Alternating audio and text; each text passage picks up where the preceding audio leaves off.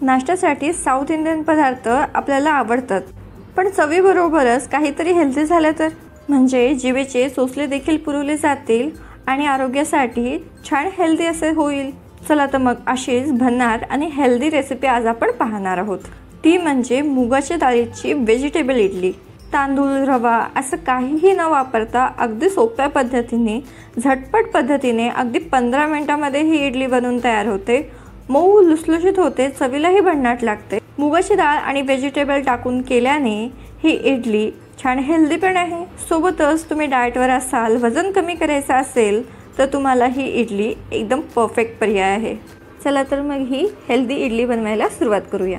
तर मुगाच्या डाळीची हेल्दी इडली बनवण्याकरिता इथे मी 1 वाटी मुगाची डाळ रात्रभर पाण्यामध्ये भिजवत ठेवलेली होती। तुम्ही ही डाळ फक्त 2 तासाकरिता देखील भिजवू शकता किंवा जर घाई असेल तर एक अर्धा तासाकरिता गरम पाण्यामध्ये देखील भिजवून ठेवू शकता, जेणेकरून आपली ही डाळ छान अशी फुलते। आता ही डाळ आपल्याला पाणी निथळून एका मिक्सरच्या भांड्यामध्ये काढून घ्यायची आहे आणि पाण्याचा अगदी कमीत कमी वापर करून आपल्याला ही डाळ बारीक अशी वाटून घ्यायची आहे। इथे हे मी डाळ छान अशी बारीक वाटून घेतलेली आहे, तुम्ही बघू शकता। याच पद्धतीची डाळ आपल्याला इडली बनवण्याकरिता हवी आहे। ही डाळ आपण एका बाउलमध्ये काढून घेऊ।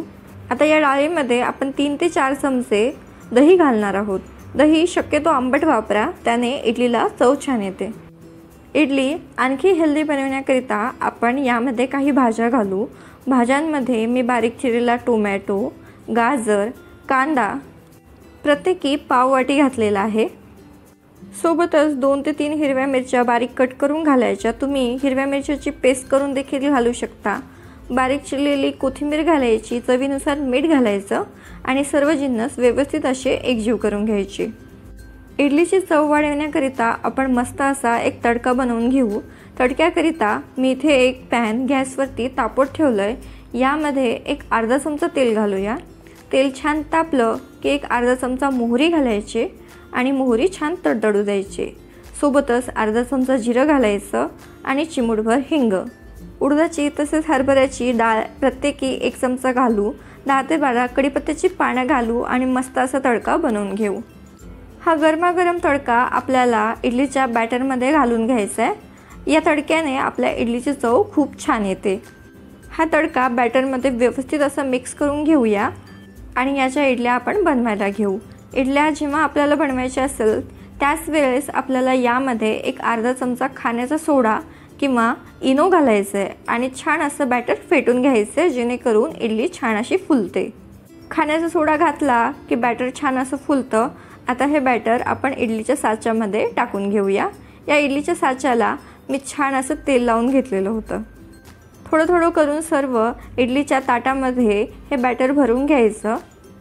इकडे मी एका स्टीमरमध्ये पाणी गरम करत ठेवलेलं होतं, त्यामध्ये हे इडलीचे साचा किंवा प्लेट्स आपण ठेवून घेऊया आणि एक 5 मिनिटे मोठ्या आचेवर, नंतर 5 मिनिटे लो फ्लेमवरती या इडल्या आपण मस्तपैकी वाफवून घेऊया। एक 15 मिनिटांमध्ये या इडल्या व्यवस्थित अशा वाफून शिजून तयार होतात। चाकूने एक वेळ चेक करायचं। इथे ह्या इडल्या छान अशा शिजलेल्या आहेत, म्हणजेच वाफलेल्या आहेत। इडली एक 5 मिनिटे थंड करून घ्यायची, मग चमच्याच्या साहाय्याने इडली हलक्या हाताने काढून घ्यायची। इडली हलकीशी थंड झाली की ती व्यवस्थित अशी निघते, तुम्ही बघू शकता किती छान इडलीला जाळी पडलेली आहे। आता ही इडली आपण नारळाच्या चटणीबरोबर सर्व करूया। ही इडली अतिशय मऊ लुसलुशीत होते, चवीलाही भन्नाट लागते आणि मुगाच्या डाळीची असल्यामुळे अतिशय हेल्दी देखील आहे। लहानांपासून मोठ्यांपर्यंत ही इडली सर्वजण आवडीने खातील, तर एक वेळ ही इडली एकदा नक्की ट्राय करून बघा। कशी झाली कमेंट बॉक्सद्वारे आम्हाला कळवा। आजची ही रेसिपी आवडली असेल तर व्हिडिओला लाईक करा, तुमच्या फ्रेंड्स आणि फॅमिलीसोबत देखील शेअर करा। जर माझ्या चॅनलवर नवीन असाल तर माझ्या चॅनलला सबस्क्राईब करा। लवकरच भेटूया अशाच एका नवीन रेसिपीसोबत। तोपर्यंतसाठी धन्यवाद।